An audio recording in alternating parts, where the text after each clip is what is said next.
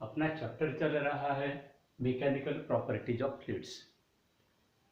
तो फ्लूइड मतलब लिक्विड, उसकी एक मेन प्रॉपर्टी हम देख लिए, that is surface tension.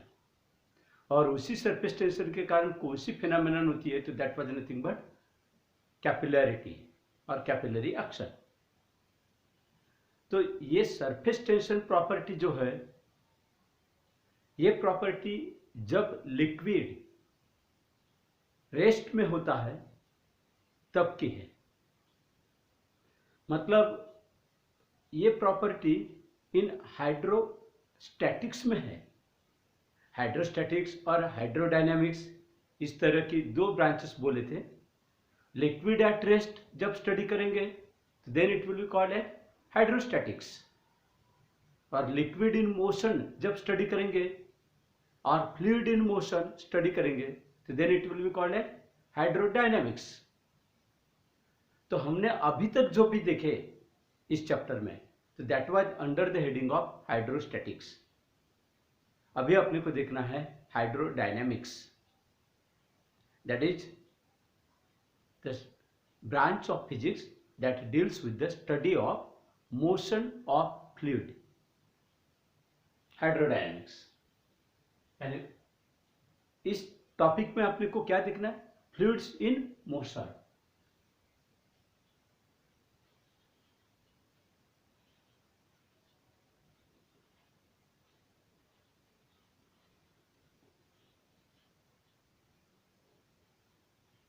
That is hydrodynamics.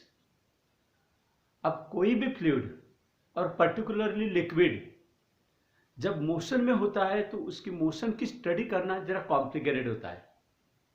इसीलिए हम कुछ उस लिक्विड को आइडियल लिक्विड अज्यूम करेंगे, और आइडियल लिक्विड की कुछ प्रॉपर्टीज है जो प्रॉपर्टीज अपन ऑलरेडी देख लिए।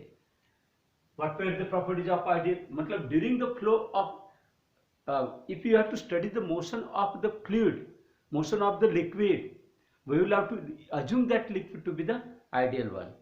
तो क्या properties? First, it is incompressible.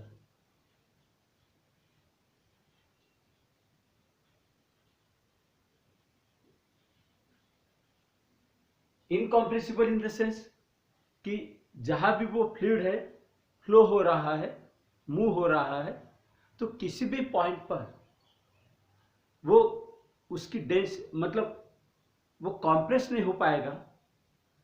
अगर कॉम्प्रेस हुआ तो कम वॉल्यूम में ज्यादा हेवी लिक्विड आ जाएगा और डेंसिटी बढ़ जाएगी। तो density will remain same at given time. तो that will be incompressible liquid होना चाहिए या फ्लूइड होना चाहिए।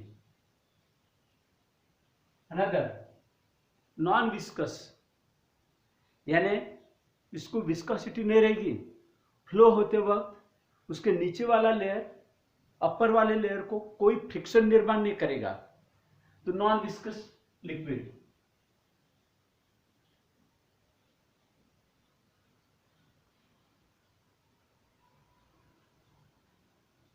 थर्ड, ये फ्लूइड फ्लो होते वक्त कोई इरोटेशनल मोशन नहीं रहेगी, मतलब रोटेट नहीं होगा। अपने को मालूम है कभी कभी पानी जब बहता है तो उस वक्त अपने को दिखता है कि वहां भंवरा तैयार हुआ, तो दैट इज कॉल्ड रोटेशनल। तो ऐसी रोटेशनल मोशन वहां नहीं रहेगी, ऐसा अज्यूम करेंगे। ये किसकी प्रॉपर्टीज है, आइडियल फ्लूइड की, आइडियल लिक्विड की। मतलब irrotational motion, there is no irrotational motion, no rotational motion.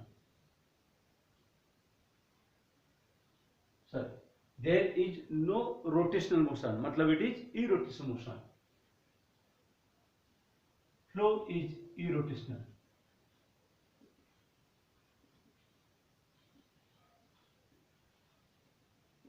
Rotation नहीं होंगे। और लास्ट, स्टेडी रहेगा, जाते वक्त उसकी कांस्टेंट वेलोसिटी रहेगी, स्टेडी फ्लो।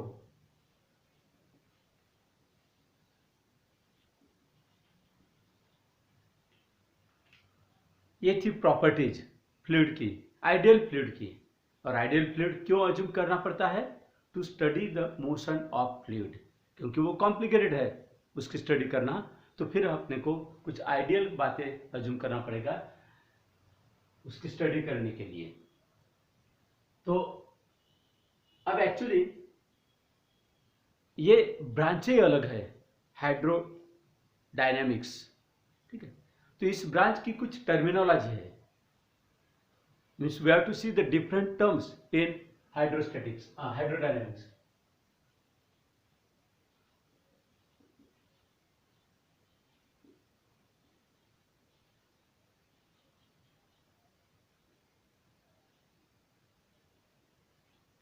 ये टर्म्स देखने के लिए हम अज्यूम करेंगे कि किसी एक पाइप से लिक्विड फ्लो हो रहा है।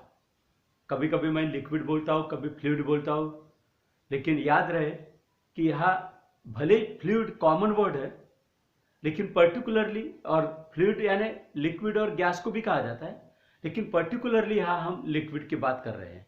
इसलिए कभी फ्लूइड आएगा तो कभी लिक्विड आएगा, फ्लूइड आया तो भी वो लिक्विड अज्यूम करना है तुमको।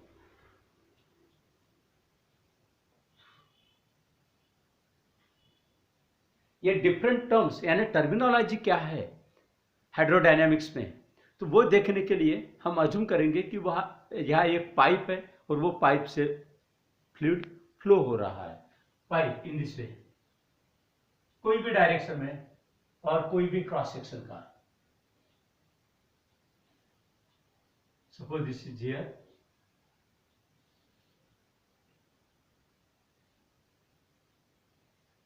This is the pipe.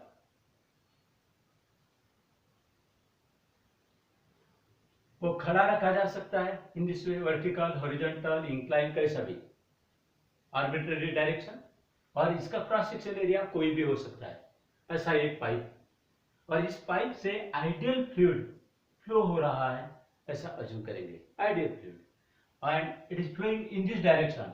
अब एक्चुअली ये डायरेक्शन तुम लोगों को हजम नहीं होगी, ये डायरेक्शन है, तो so this is the direction of flow.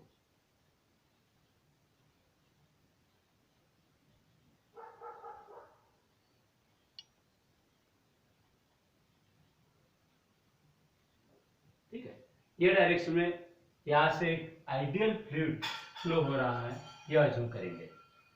अब इसमें डिफरेंट टर्म्स कौन से? तो फर्स्ट वन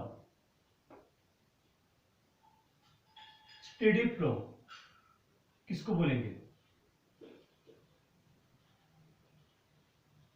कांस्टेंट फ्लो। अब steady flow in the sense constant flow, मतलब फ्लो कांस्टेंट रहेगा, फ्लो है तो कांस्टेंट कैसे कह रहे हैं? स्टेडी फ्लो का मतलब होता है कि उसकी वेलोसिटी जो है हर एक पॉइंट पर कांस्टेंट रहेगी, सेम रहेगी, means flow of the fluid with constant velocity at a given point.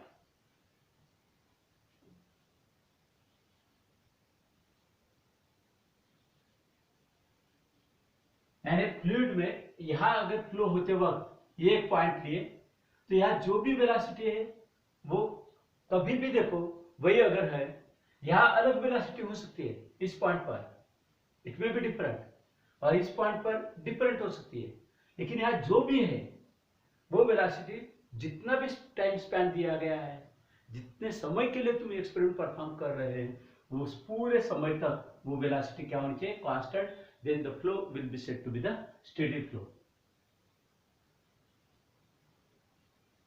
Another flow line,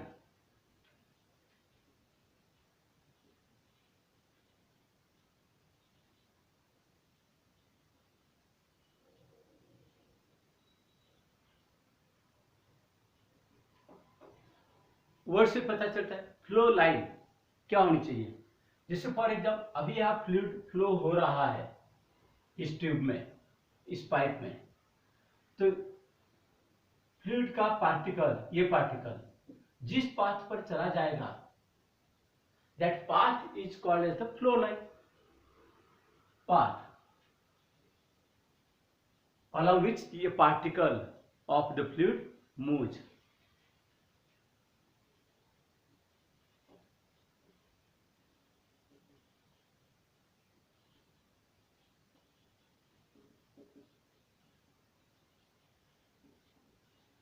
particle किसका? फ्लूइड का।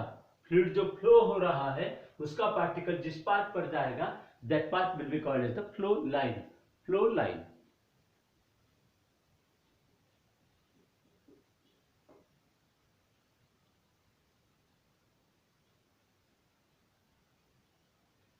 Then stream line.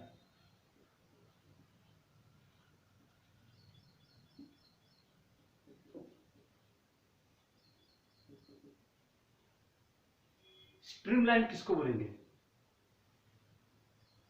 अब हो सकता है कि अगर मान लीजिए लिक्विड फ्लो होते वक्त वो कोई भी कैसे भी जा सकता है।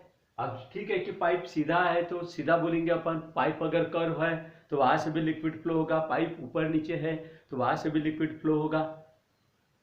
तो वो पाथ कैसा हो सकता है? कर्व भी हो सकता है। तो उस कर्व को कहा जाता है stream line. And the curve, लेकिन उस कर्व को निकाली हुई tangent, it will give the direction of the velocity of the flow. मतलब इट इज अ कर्व, वो एक कर्व है। इस कर्व को अगर, जैसे फॉर एग्जांपल ये कर्व, इस कर्व पर, तो इस कर्व पर यहां टेंजेंट ड्रॉ करो, ये टेंजेंट, तो tangent must give the direction of velocity at that point. इस पॉइंट पर लिक्विड के फ्लो की वेलोसिटी ये है वेक्टर v, तो ये टेंजेंट पे देना चाहिए। Then this curve will be called as streamline. Means how to define the streamline? It is a curve tangent to which gives the direction of the velocity of flow at that point. अब अगर मान लीजिए steady flow है, flow steady है, तो stream line और flow line same ही होती है। यानी अगर किसी पाइप में किसी जगह पर लिक्विड फ्लो होते वक्त स्टेडी कांस्टेंट रेट से जा रहा, तो फिर स्ट्रीम लाइन और फ्लो लाइन सेम ही रहेगी, आइडेंटिकल रहेंगी। मतलब पार्टिकल ये डायरेक्शन में जाएगा तो टेंजेंट भी ये डायरेक्शन में रहेगी, कर्व को निकाली हुई टेंजेंट भी ये डायरेक्शन में रहेगी, सॉरी, और पाथ भी, कर्व कैसा रहेगा? पाथ कर्व जो रहेगा उसी कर्व पर वो पार्टिकल भी चला जाएगा। यानी स्ट्रीम लाइन क्या है? ये कर्व है, और फ्लो लाइन क्या है? पाथ है। तो जिस पाथ पर वो पार्टिकल चला जाएगा वो स्ट्रीम लाइन, वो फ्लो लाइन। और कर्व का मतलब, स्ट्रीम लाइन का मतलब कि अगर वो बाय द वे कर्व पर जा रहा है और कर्व को हमने टेंजेंट निकाले तो टेंजेंट वेलोसिटी के डायरेक्शन में है, तो then it will be called streamline. तो मैं क्या बताना चाहता हूं कि स्टेडी फ्लो अगर है पाइप में या किसी जगह पे, लिक्विड का फ्लो अगर स्टेडी है, कांस्टेंट रेट से है, तो उस वक्त स्ट्रीम लाइन और फ्लो लाइन आइडेंटिकल रहेंगे। मतलब क्या होगा कि जिस पाथ पर पार्टिकल चला जाएगा वही पाथ यानी स्ट्रीम लाइन भी होगी, वही कर्व स्ट्रीम लाइन भी होगी।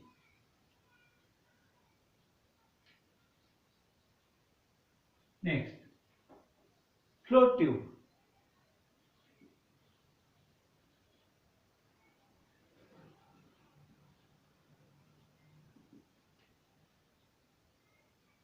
अब एक्चुअली फ्लो लाइन्स देखो, जिससे मैं कुछ फ्लो लाइन्स निकाली, ठीक है, ये हुई flow line.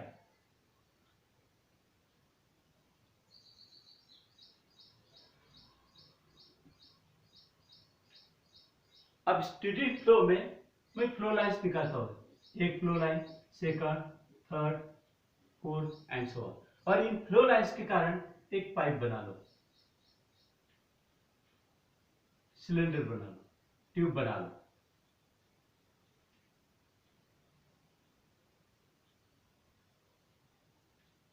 Can you imagine? इन फ्लो लाइन्स के कारण एक ट्यूब लाइक स्ट्रक्चर बन जाएगी। यानी जैसे पाइप बनेगा, ट्यूब बनेगी, तो that is called flow tube.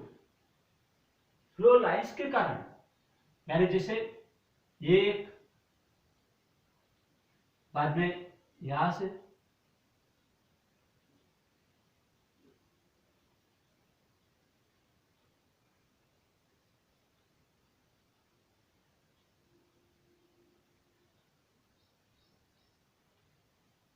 And so on. तो इस तरह से अपने को क्या मिलेगी, एक ट्यूब लाइक स्ट्रक्चर बनेगी। यानी एक्चुअली वो इमेजिनरी ट्यूब रहेगी। किसके कारण बनी? अरे सिंपल है कि लिक्विड फ्लो हो रहा है, उसमें जो जो पाथ पर पार्टिकल्स जा रहे हैं तो उनको हम फ्लो लाइन बोल रहे हैं। तो फ्लो लाइन्स ऐसी लो कि जिन्होंने एक ऐसा ट्यूब बना लिया, जैसे फॉर एग्जांपल ये देखो, यहाँ एक पार्टिकल जा रहा है, दूसरा पार्टिकल इस पाथ पर जा रहा है, तीसरा ये पार्टिकल, चौथा पार्टिकल ये, पांचवा पार्टिकल ये, ठीक है। तो ये सारी क्या बन गई है? Flow lines. तो इन फ्लो लाइंस के कारण क्या बन गया? एक पाइप, एक ट्यूब। तो that is called as flow tube.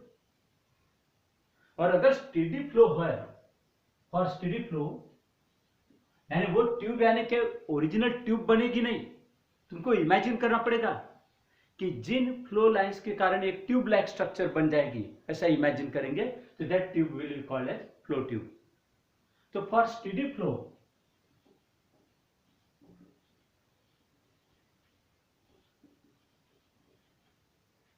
Steady flow में क्या होगा कि एक फ्लो ट्यूब का लिक्विड दूसरे फ्लो ट्यूब में नहीं जाएगा। यानी ये फ्लो ट्यूब साइड में दूसरी फ्लो ट्यूब रहेगी, तो इस फ्लो ट्यूब का लिक्विड इस फ्लो ट्यूब में नहीं आएगा। मतलब liquid will not cross the wall of the tube. जैसे फॉर एग्जांपल ये पार्टिकल जा रहा है इधर ये डायरेक्शन में, दूसरी एक ट्यूब यहां भी बनेगी, लेकिन ये पार्टिकल इधर नहीं जाएगा, मतलब लिक्विड नहीं जा रहा। लेकिन कहा होगा ये कब? केवल फॉर स्टेडी फ्लो में। स्टेडी फ्लो में क्या होगा? The liquid from one flow tube will not move to the another flow tube. Means the particles are liquid, means liquid will not mix, liquid of one flow tube will not mix with the liquid of another flow tube, or in other words the particles will not cross the walls of the flow tube. Flow tube की walls cross नहीं करेंगी, वो fluid cross नहीं करेगा, that will be called flow tube.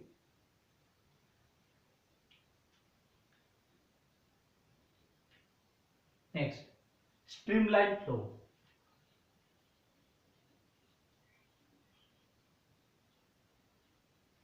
or that is also called laminar flow.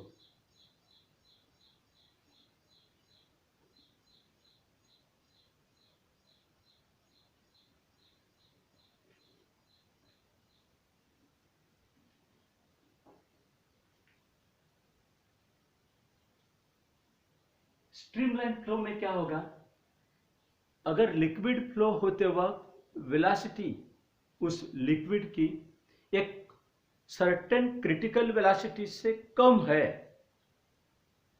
वो certain critical velocity यानी क्या बात है वो आगे देखना है अपने को। लेकिन एक पर्टिकुलर वेलोसिटी, उस वेलोसिटी से भी अगर उसकी वेलोसिटी कम है लिक्विड फ्लो होते वक्त, तो वो स्टीडीली स्मूथली चला जाएगा, यानी उसका फ्लो स्टेडी फ्लो रहेगा।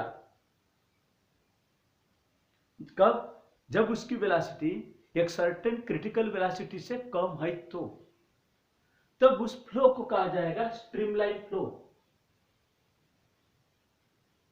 और लैमिनर फ्लो। फॉर एग्जांपल, जब किसी नदी में पानी बहते वक्त स्मूथली, मतलब कोई बाढ़ वगैरह नहीं आई, तो ऐसे हालत में साइलेंटली जा रहा है, धीरे धीरे स्लोली जा रहा है, तो उस वक्त उसको बोलेंगे हम स्ट्रीमलाइन फ्लो हो रहा है। उसके अंदर ऐसा अज्यूम करो कि फिर वो फ्लो होते वक्त लिक्विड टॉप से लेकर, मतलब सरफेस से लेकर बॉटम तक ऐसे बहुत सारे लेयर्स का बना हुआ है, ऐसा अज्यूम करो। जैसे फॉर एग्जांपल ये एक लेयर, ये दूसरा लेयर, ये तीसरा लेयर, ये चौथा लेयर एंड सो ऑन। तो सारे लेयर्स क्या होंगे? पैरेलल टू ईच अदर होंगे, तो that will be called streamline flow. मतलब ये एक layer, second layer, third layer, fourth layer and so on, all these layers will be parallel, so then this will be called a streamline और laminar flow. तो laminar flow कब होगा कि जब नदी में या किसी नाले में अगर पानी बह रहा है और वो कांस्टेंट स्पीड से जा रहा है, स्लोली जा रहा है, स्पीड काफी कम है, एक सर्टेन क्रिटिकल वेलोसिटी से कम है, तो then it will be called as the streamline flow. लेकिन टर्बुलेंट फ्लो क्या होगा?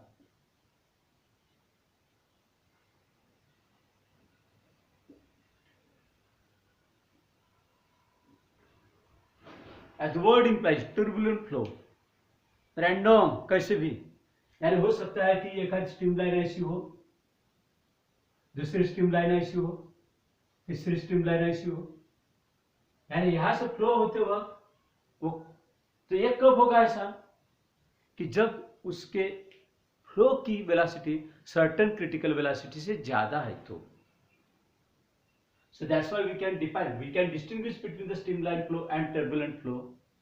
डिस्टिंग्विश करना है दोनों में, तो क्या डिस्टिंग्विश करेंगे? यहां क्या बोलेंगे? The liquid flow means streamline and turbulent.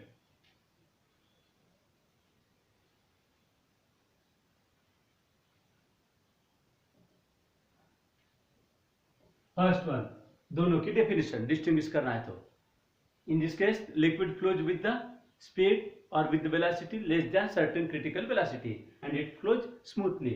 So in this case what? It moves with the velocity more than certain critical velocity. Second, streamline flow में lines, streamlines will not cross each other, वो cross नहीं होंगी। यहाँ cross हो सकती है, lines cross हो सकती है, या एडिज मतलब रोटेशनल मोशन वहां तैयार हो सकती है। तो जैसे बाढ़, बरसात के दिनों में जब बाढ़ आती है नदी में, तो जो पानी बहता है काफी तेजी से बहता है, तो उस वक्त वो जो फ्लो हो रहा, तो वो टर्बुलेंट फ्लो हो रहा ऐसा बोलेंगे। और बाढ़ उतर जाने के बाद स्लोली जा रहा, तो then it will be called as streamline flow. तो यहाँ streamlines will not intersect less than critical velocity, more than critical velocity।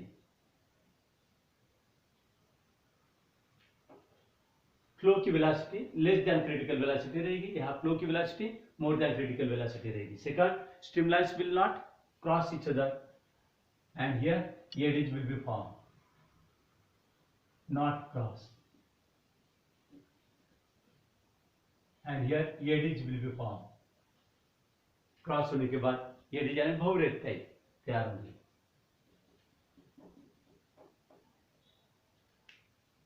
Layers, यानी यहाँ लेयर्स, जैसे मान लीजिए प्लेन सरफेस है, प्लेन सरफेस से अगर पानी बह रहा है और स्ट्रीमलाइन फ्लो हो, तो एक सरफेस को दूसरा सरफेस पैरेलल रहेगा, और वो all this layers will be parallel, और all this layers means plane surface है, तो all the layers will be parallel, while in this case there will be no such regularity between the flow।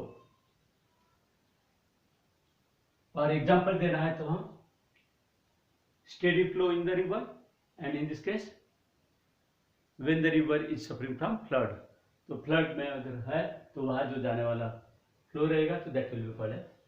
अच्छा, यहाँ turbulent flow में और streamline flow में और एक मेन डिफरेंस रहेगा कि liquid from or fluid from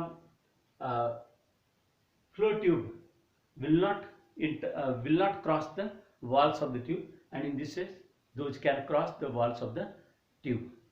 यानी जो फ्लो ट्यूब बोल रहे हैं, तो फ्लो ट्यूब की वॉल्स को ये क्रॉस नहीं करेंगे, ये क्रॉस करेंगे।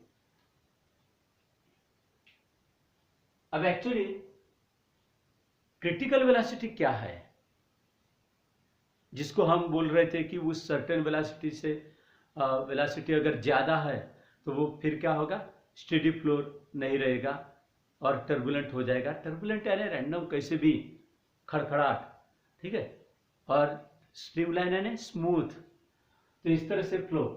तो अभी कौन सी वो वेलोसिटी रहेगी, कौन से बातों के ऊपर डिपेंडेंट रहेगी वो velocity, that we have to see. तो that was given by Reynold. Reynold नाम के साइंटिस्ट ने बताया कि वो क्रिटिकल वेलोसिटी पर्टिकुलर लिक्विड के लिए क्या रहेगी, so that was given, so that is critical velocity.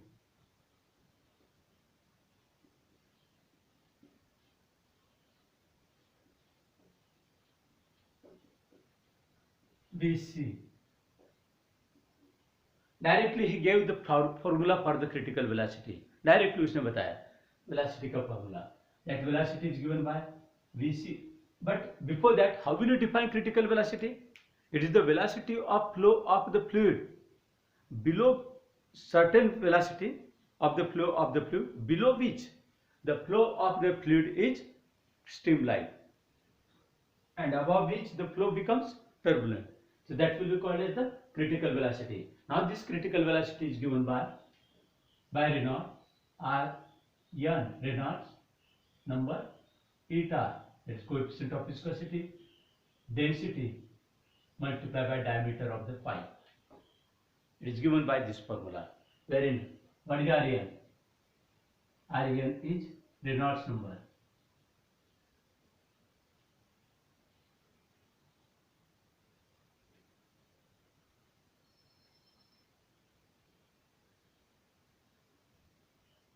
Eta coefficient of viscosity, ये क्या बात है, ये बात भी क्लियर होगी। कोएफिशिएंट ऑफ विस्कोसिटी,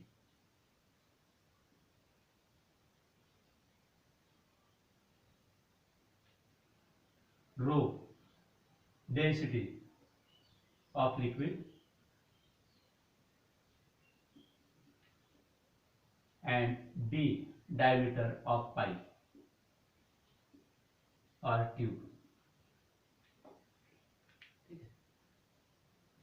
तुम लोगों को पता होगा शायद अभी तो तुम यूज एंड थ्रो वाले पेन यूटिलाइज करते, लेकिन इसके पहले रेनॉल्ड्स पेन आया करते थे, ठीक है।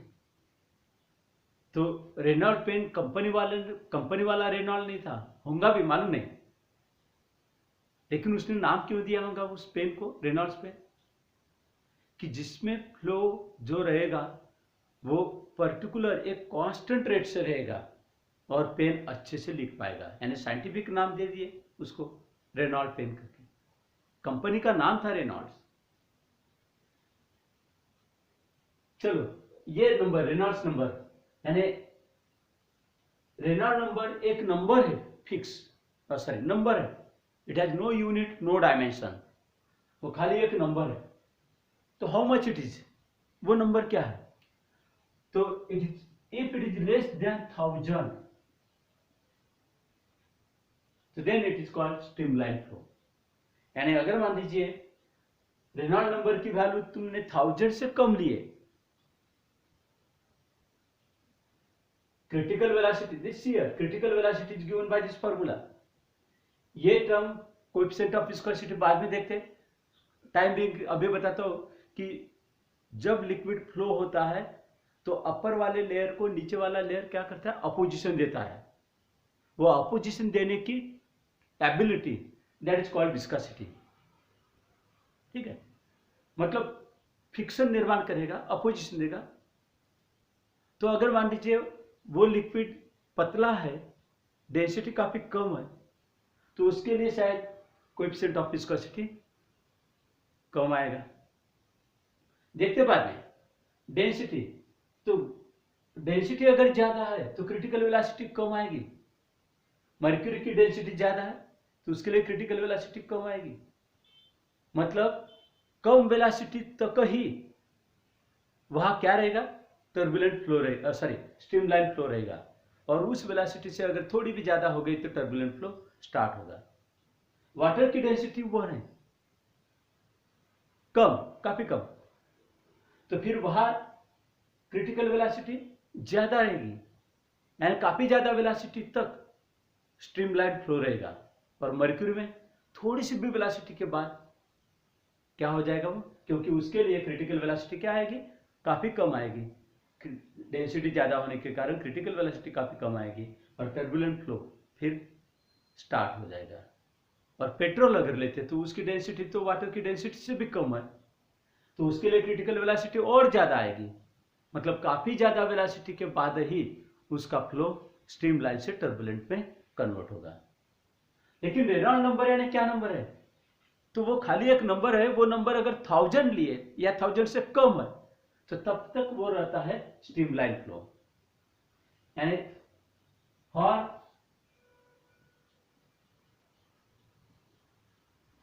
Reynold number less than 1000 streamline flow, and for Reynolds number greater than 2000 turbulent flow।